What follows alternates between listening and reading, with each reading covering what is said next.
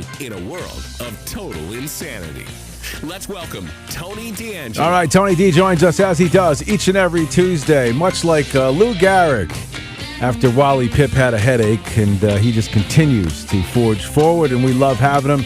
Tony D'Angelo 7 on Twitter, a must follow. Tony, good morning. How are you, sir?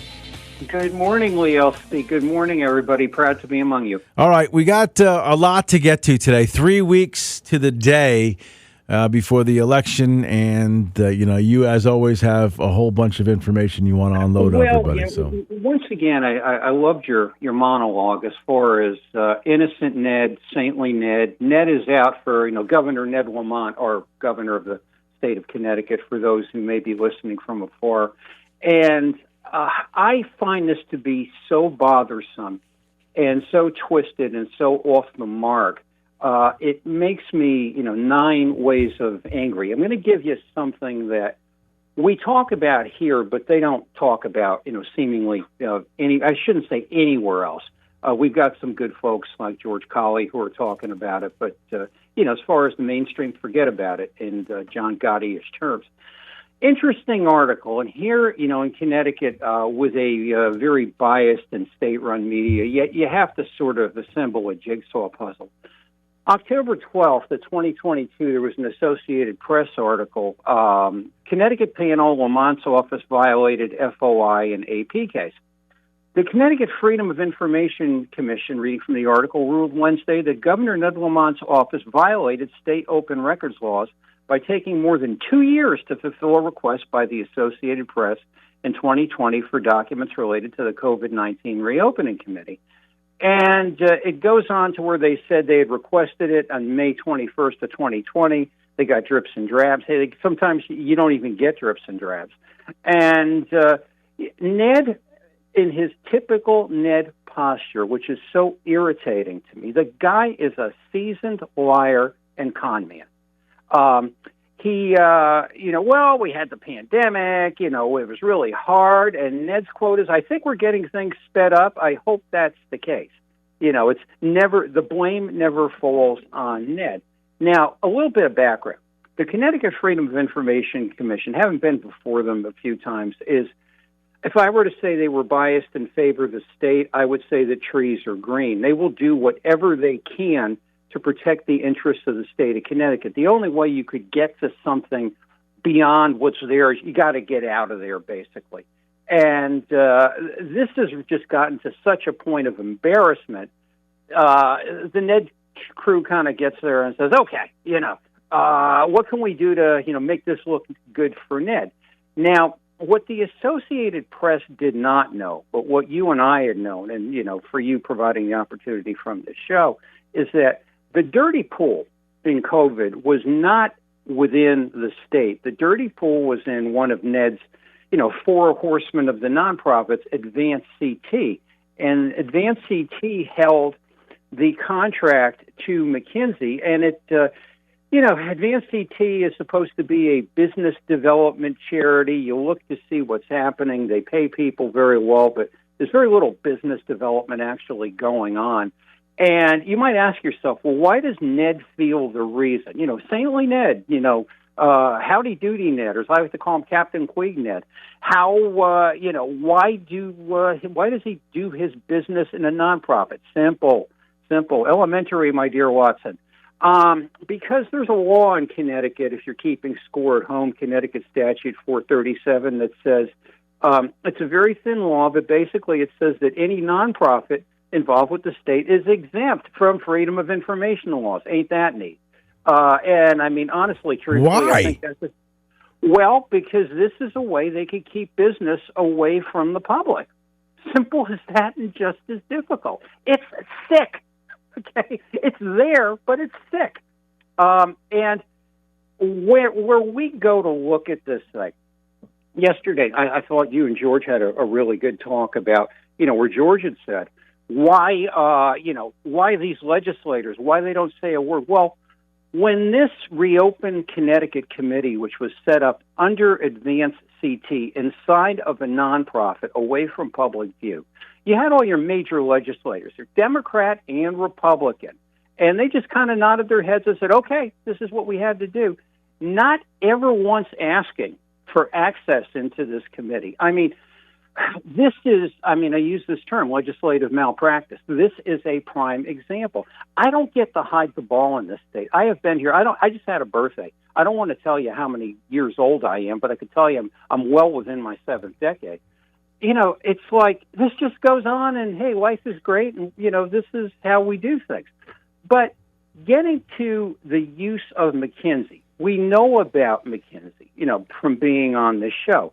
You could read all about McKinsey, and as far as what McKinsey has done, you could read about the Uyghurs in China. You could read about, when you have to have something done in an executional vein in government, you hire McKinsey. They're hired guns, they're executioners, they get the thing done for you.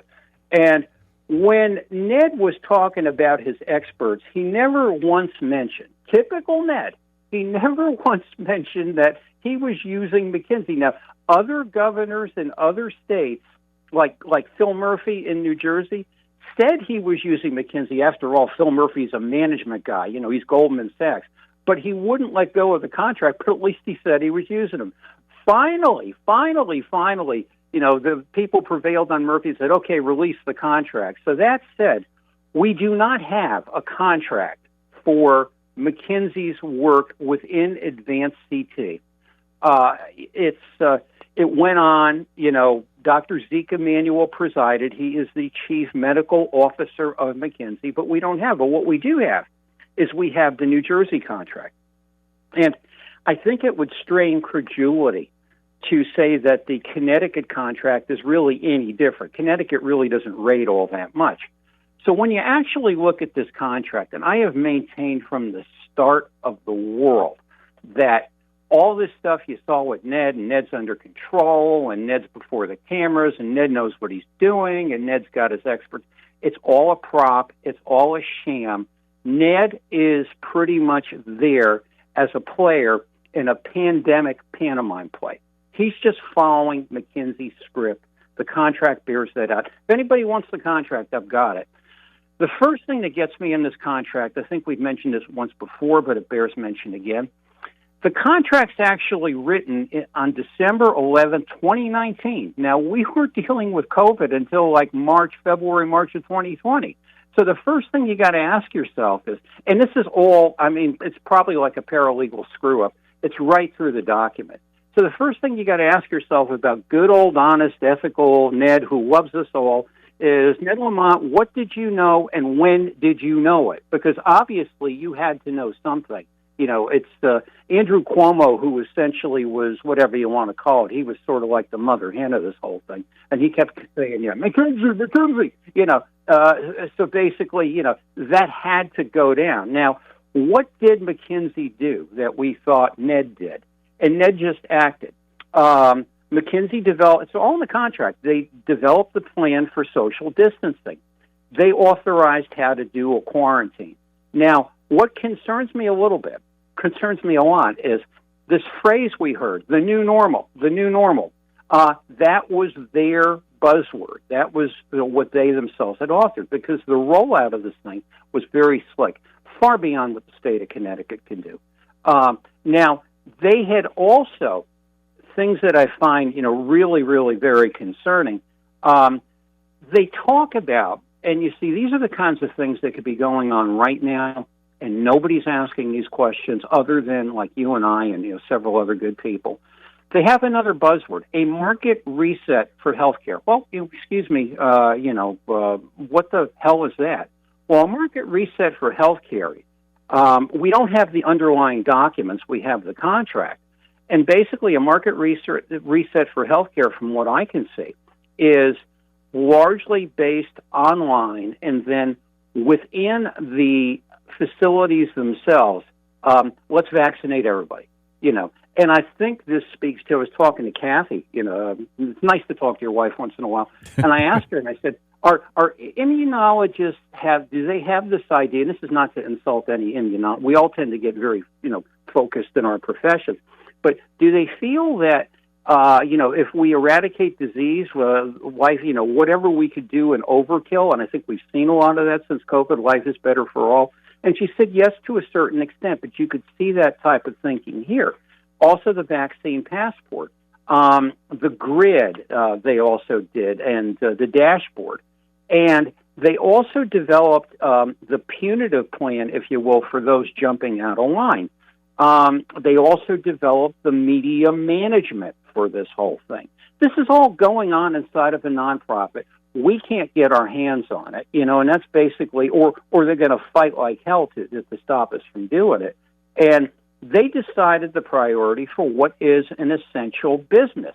Now, when you actually look at, then they talk about, well, this is what we need to do to prop the business executives to get within the marching orders, and they drew up the plan of enforcement. And the fees are absolutely ungodly. These people run like $200,000 a week. The way that Connecticut did it is they funded, the state funded Advanced CT, which funded McKinsey, and we don't know exactly what's happening. Now, big thing here. McKinsey operates under a plan of, as they say in the mob, omerta, silence.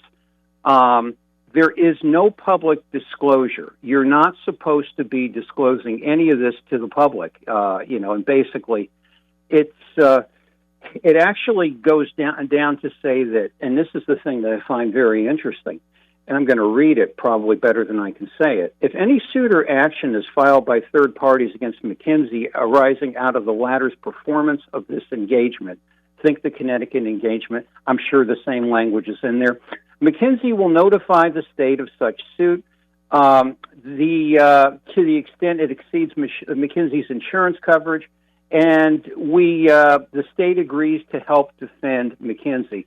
So basically, and I'm reading this yesterday, and I'm saying, where people sued the state for all the things they did about COVID, did it ever dawn on them that maybe they could sue McKinsey? But in order to get McKinsey, you got to get the contract, and then they're going to fight like hell to give you the contract. These are the fine, wonderful people that are dealing with this thing. There's more to this, Bob, and I'm sure you got some thoughts. Well, how does it get the money get from the nonprofit back to Ned's pocket? Well, the state funds the nonprofit. Yep. The nonprofit does whatever they're doing under cloak of nonprofit secrecy inside of the nonprofit. And basically it's a matter there of advisor consent. Now, that particular money going from the state to the nonprofit, Ned doesn't get his hands necessarily in it, but what Ned does do in 2019, he's looking at this contract and saying, hey, man, this is a wonderful shot for me to get semaphore out there, right? Yeah. This is what's going to come down. I mean, it's it's like you're an old time New York Giant. You're looking at the polo grounds. Curveball. Okay, that's great. Well, yeah. So he doesn't necessarily have to get his hands dirty in every deal. This is a way to build influence and make friends, right? Build influence, make friends, and give him the counsel that he needs in order to get his dirty work done. Right. Basically, I can't believe we cannot freedom of information a nonprofit. How do you? Well, it would be a war. I mean, pretty much, and the state would fight it tooth and nail. If I could get cloned, believe me, I would just sit there and just camp and throw things and just this is sickening that we can't get this information. Yeah. You think that's bad? It gets worse than that. Now, Josh Gabal, who was the chief of staff of the Ned regime, he was dealing with a gentleman, if I'm pronouncing this right, his name was Benjamin Bechtolsheim, who was the state vaccine coordinator, who came out of McKinsey. He's working for the state. Now, what happened to Bechtolsheim? I don't know. I went to his LinkedIn profile. He ain't there. So it's like I asked for the records, the communications between Gabal and Bechtolsheim. And believe me, if you want to hear about, silence is deafening or whatever the case may be. And it's absolutely amazing. But here's my main point, really, in all of this. Advanced CT is a nonprofit.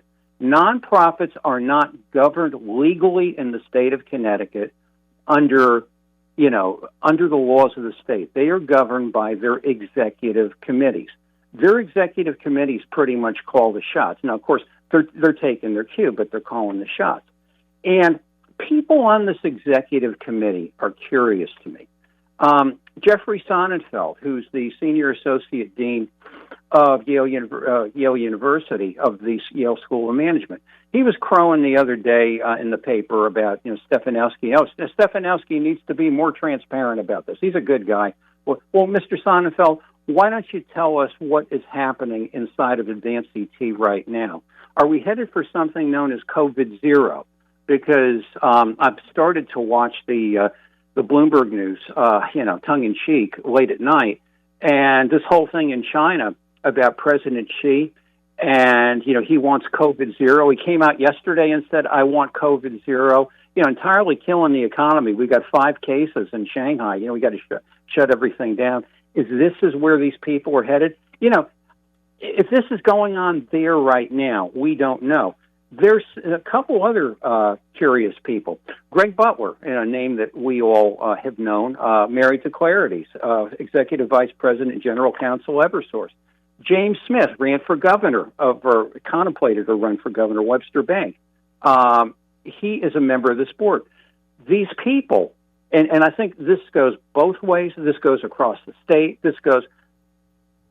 Politicians need to be crying for this information to be released, because what happens after November? Are we in some sort? You might think I'm, fear-mongering or something like that, but every single thing they've done, it's like, oh, we're really not doing it. And then it's like, oh, we're really not, we're really, and we get hit by some dastardly motive because it's, for our own good.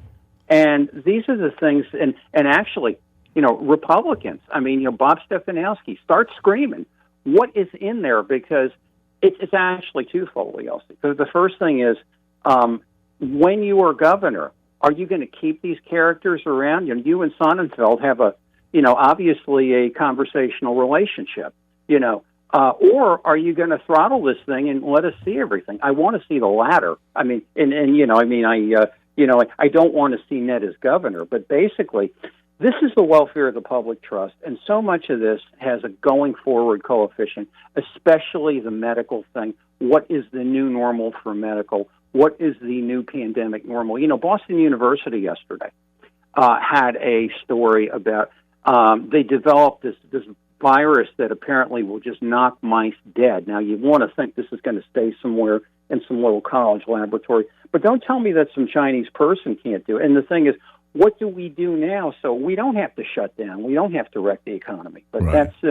These are my concerns. I saw that same story. It was Boston University, right? Yeah, yes. So they're killing mice basically on contact, and there is a report, I don't know how accurate it is, 80%, it kills 80%, it will kill 80% of the people it infects. Something similar to that. I don't know. Some dastardly thing. Now, from the state of Connecticut, from a public health standpoint, we should know what to do so that we don't have to repeat the mistakes. But I think these guys just love making mistakes. I think they just love keeping things in cloak. This to me is really, when you actually get past all the election brouhaha, this is really going to be the story in November and December, especially if these people start to crack wise. So we probably don't have time to do your second topic, so let's continue on this one, because I'm getting a couple of social media posts that claim that nonprofits are historically transparent. All financials are publicly available. Not entirely correct. You can get it. Believe me, they don't post the tax returns on GuideStar. You could get things like from the website, but basically it's what they want to tell you. The only thing that they have to do, and believe me, they're very slow in doing this, is get you the tax filings. But what you don't see is the minutes. You don't see the actual deliberations. We don't see the McKinsey contract, right, folks? How transparent is that? Mm-hmm. Tony D'Angelo 7 on Twitter. Like I said, I would love to get into that second topic you wanted to hit, but we probably don't have time. We could save that for next time, I guess. Yeah, it's an interesting development. It's a lot of the questions Renee Coleman Mitchell's asking, I think we've already answered, but I'll tell you, hell hath no fury like a woman scorned. Not to tell you about that. Listen, enjoy the rest of your day, my friend. I always appreciate you coming on, and we will talk again next week.